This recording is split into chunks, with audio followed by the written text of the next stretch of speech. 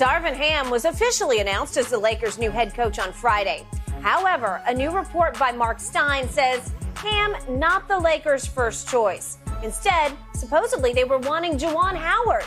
Shannon, what do you think? Did your Lakers end up with the right man for this job? I believe they did. I don't look at Juwan Howard as a big what-if moment for me, Skip. Darvin Ham has just as good a reputation around the NBA as Juwan Howard, and the Lakers are in no position to get anybody of merit, considering that the man had to say, Kurt Rambis would not be in my meeting room. I have the ability to choose my staff. Who you gonna get with those? That's what I got. I thought that was common. That a coach would be able to select his own staff. Juwan Howard ain't worried about the AD being in his damn meeting room with his player Skip. Yep. I got to ask ownership. Now y'all know I don't want Kurt in my meeting rooms. You know I want the ability to pick my own staff. So what leverage? Skip, look at the candidates. The candidates told you everything. You had Darvin Ham, you had Terry Stotts, you had Kenny Atkinson, they had Mark Jackson, who I thought I would have loved to get the job. But it's not like, man, Eric Spoelstra is resigning the Heat to take. They ain't do what Pat Riley did. Skip, remember he said that fact? He left the Knicks and went to the Heat. Ain't nobody doing that for the Lakers' job. They meddle too much. It's dysfunction. Same thing with the Cowboys. That's why y'all ain't got no top-notch coach. Not since you had Bill Parcells. Everybody else has been, Sean Payton. You get Sean Payton, what you giving up? A lot of control. Jerry ain't doing that. That's what you gonna get. I think Darvin Ham's gonna do a great job. But I'm not looking at this like, man, Lakers done messed this up again. They ain't get Juwan Howard. I ain't looking at it like that. Maybe some are. I'm not. Okay, my first problem with this question is I have no idea how good Darvin Ham will be. And I think you have no idea because nobody can have any idea. He's 48 years of age. He's been a career assistant. Yes. And everybody loves and respects him. Right. And sings his praises. But does that all translate into be a wildly successful head coach? Who knows? But Skip, do we know how good an NBA coach Juwan Howard can be? I mean, look at Monty Williams and his staff. Look at Willie Green. Those guys, Idoka. If somebody told you, he gonna have the Celtics in the finals, you'd have got laughed at. If somebody was Monty Williams, his second-year coach, and I think, he got them in the finals. He did. And you got Willie Green made the playoffs. Yep. When the Pelicans hadn't been to the playoffs in a very long time. Skip, you don't know. You're like, man, I just hope. It seems like the right fit. I'm going with my gut. I think Darvin Ham is the best fit for this team. And you could be right about that, and you could just as easily be wrong. Yes, absolutely. I don't know. It's a huge X factor, but it has a lot of validation from all the right people around the league. However good he can be, everybody thinks he can have high standards here, right? You don't know, Skip. When I was going to Baltimore, Skip, we got diverted because the weather was bad. We circled for a couple of hours. They wouldn't let us land. They diverted recently when you went to Baltimore. Yes. On my flight was Bob Baffert, the famous horse trainer. Yep. And I asked him, I said, well, how do you know if you get an American Pharaoh or going to the Preakness? Yeah, no, actually he was going to a sale. Okay. He was going to a sale, a thoroughbred, 2-year-old sale. And he said, Shannon, he said, you get the horses out there and you watch them walk and you watch them run. And you get them out there and you breeze them. And he said, sometimes you can just tell. Sometimes the horse is a little rough. And you're like, you know what? I'm just going to take a chance on him. And the horse be great. But it's just like an athlete. You look at him and sometimes the guys that glide and make it look effortlessly, they're not that good. Same thing and sometimes a coach, Skip, you're like, man, he ain't gonna be no good. Eric Spoelstra. If somebody told you Eric Spoelstra was gonna turn out, the guy was a videographer. He put tape together for them to meet. And he turned out to go to the finals how many times? To win how many NBA finals? So you don't know. Anybody that tells you, slam dunk. Ain't no slam dunk when it comes to sport. There are too many moving variables, be it coach or player. I agree, which brings us to Quinn Snyder. Should the Lakers have leapt upon Quinn Snyder as the runaway Laker Nation post said early on, because it was a internet sensation?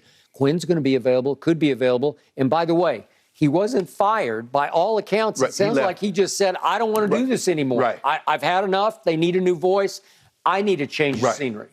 So what do we see from Quinn Snyder? Well, on the surface, we see a Hollywood type of guy. He looks like Pat Riley. He does. right? Yeah. He could have fit that way. Yes. but could he fit as a coach? Well, what do you always tell me about the Bill Belichick's of the world? They failed their first time, right? Yes. Because Belichick basically failed miserably in Cleveland. It was 5 years. Right. You only made the playoffs one time, and he was teetering early in his regime in New England. And you know what? Who fell out of heaven into his lap? Sixth rounder did. Skip, did you see Andre Drummond did an interview? He said, you don't understand how much pressure it is putting on that Laker uniform. Because when you don't meet expectations, they say you're unworthy of having this uniform on. Yep. Well, if you're the Lakers coach, that's for all. It's just not the players. You got to be Pat Riley. You got to be Phil Jackson. Because what did those guys do? They won championships. Pat Riley went to 8 in 11 years. Okay. Phil Jackson won five and went to like 6 or 7. Okay, so back to Quinn Snyder. Would he have been a more worthy candidate for this job because he's been there and done all this? Right. So what has he done exactly? Well, in the regular season, he's been finals. Really good. He's been 372 and 264. Right. So he won a whole lot of games in Utah because they did go to the playoffs 6 straight times. Right. He was there 8 years, missed the first 2, but then 6 straight playoffs. But then I look at 2 years ago, would you believe he had 3 All-Stars in his starting lineup? He had 3 All-Stars who made the All-Star team that year in 21, and he had the 6th man of the year in Jordan Clarkson. Right. Well, you want to talk about firepower, and they ended up losing to the Clippers after Kawhi was gone, right? Skip, remember they had a 3-1 lead on that's in the bubble. You had a 3-1 lead on the Nuggets. They did. And I just saw he has, I think, the 3rd or the 4th most wins without it getting to the NBA the finals, the Western Conference Finals or a conference finals in NBA history. Okay. So you talk about he won. What exactly did he win? He went 21 and 30 in the playoffs, and in playoff series, he went 3 and 6. Well, that's not worthy of graduating into the Lakers, right? Unless you tell me he's Belichickian and he just needed to figure it out his first go-round. Right. And you could also argue that he was stuck with Rudy Gobert because Gobert, a defensive player, he's only going to give you so much. He can only give you so much, and he can give you next to nothing on offense. Right. And he can also get in the way of your offense and hurt your production, right? Right, yeah, exactly. Okay? So you say, well, you did have Donovan Mitchell, and wait a second, you did. Mike Conley finally made an all-star team, right? Yep. And then Gobert, obviously, defensive player of the year and an all-star. And Jordan Clarkson, 6th man of the year. Why weren't you better? So I'll buy all that. I'm not sure he would be a better fit long-term than Darvin Ham. Right. But I still have the big X factor. Will I take Darvin Ham on his NBA experience over Juwan Howard? I think LeBron pushed for Juwan just because of their connection from their days together in Miami, where you get a good feel for a guy. Right. And I got to tell you, I was significantly shocked that Juwan Howard said no to the Lakers because you'd think he'd say, oh, silver platter. And he does have the 2 sons playing there, but his wife kept posting on social media, give us a break. It's not about our sons. It's about this program. We love what we're doing here and what we can do, right? Let me try to think. Let's just say he had the Pelicans roster where there's no uncertainty. You look at the Lakers roster and the uncertainty, and you look at the front office and the meddling that they do. Agree. I mean, Juwan Howard's no dummy. He understands you're only successful coaching. There's a reason why you never hear about Spoelstra leaving, because Pat Riley is the staple. Mickey Aronson's like, Pat, you run it. He's the Kurt Rambis, except he's decorated. Yeah, exactly. Like a Kurt Rambis who has rings. He's a hell of a coach, and he built a team. He basically built, what we see in the Miami Heat, Pat Riley built that. Agreed. Okay?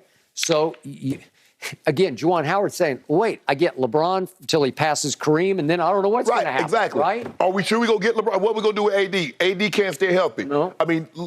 So with the roster uncertainty and the front office the way it is, Skip, people just looking at it, it's the Lakers.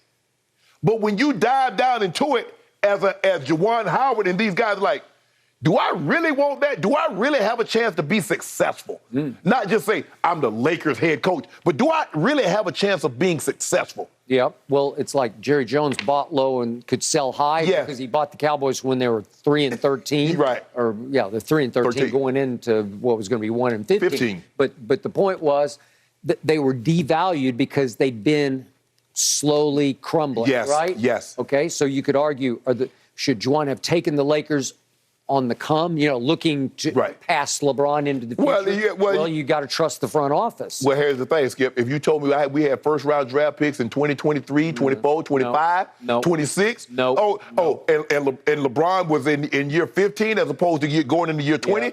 AD has stayed healthy over the last 2 to 3 years. Okay, and Russ was gone. Hey, sign your boy up. I want that job. Correct. So maybe Darvin Ham was the best they could get. And there it is. You go. Yeah.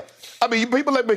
I wasn't eating Viking sausages because I liked it. That was all we had to eat. And potted meat. That's all you had, Spam. When that's all you have, you make do. Well, it wasn't like they could get Spoelstra. Okay, so you put a little mustard on it, hope it works. Fry it up and Viking sauce, you eat them straight out of the can, but the Spam, you fry that up. That thing was good. Shannon, are you trying to get on my good side, bringing up my Pelicans? I love it. Yeah. All right, still to come this morning. Are the Warriors desperate to win a title without Kevin Durant? That's next on Undisputed.